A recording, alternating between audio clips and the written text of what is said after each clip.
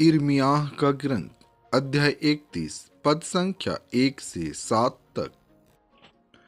प्रभु की वाणी यह कहते हुए सुनाई पड़ी, मैं उस समय इसराइल के सब वंशों का ईश्वर होऊंगा और वे मेरी प्रजा होंगे।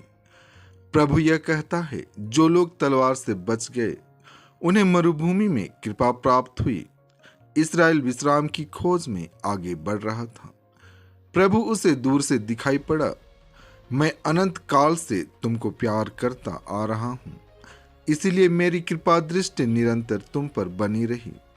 कुमारी इस्राएल, मैं तुम्हें फिर बनाऊंगा और तुम्हारा नवनिर्माण हो जाएगा। तुम फिर हाथ में डफली लेकर गाने बजाने वालों के साथ नाचोगी। तुम फिर समारिया की पहाड़ियों पर दाख बारियां लगाओगी और जो उन्हें लगाएंगे वे उनके फल खाएंगे। वह दिन आ रहा है जब एफ्राइम के पहाड़ी प्रदेश के पहरेदार पुकार कर यह कहेंगे, आओ हम सियोन चलें, हम अपने प्रभु ईश्वर के पास जाएं।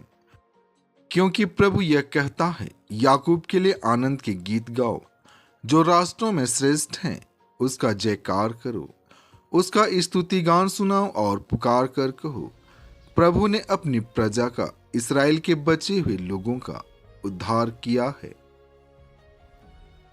संत मती आज का पवित्र सुसमाचार अध्याय 15 पद संख्या 21 से 28 तक।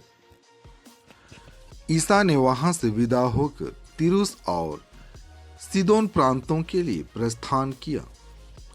उस प्रदेश की एक कनानी स्त्री आई और पुकार पुकार कर कहती रही, प्रभु दाऊद के पुत्र, मुझ पर दया कीजिए।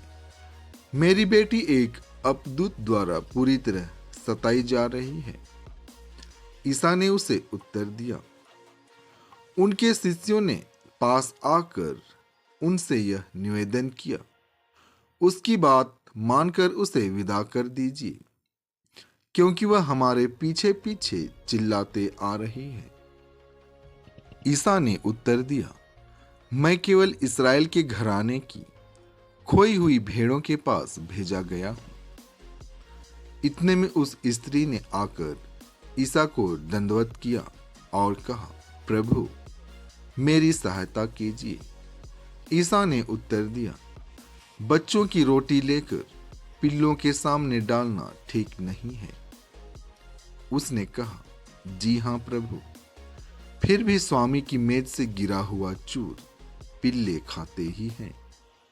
इस पर ईसा ने उत्तर दिया, नारी, तुम्हारा विश्वास महान है, तुम्हारी इच्छा पूरी हो। और उसी क्षण उसकी बेटी अच्छी हो गई।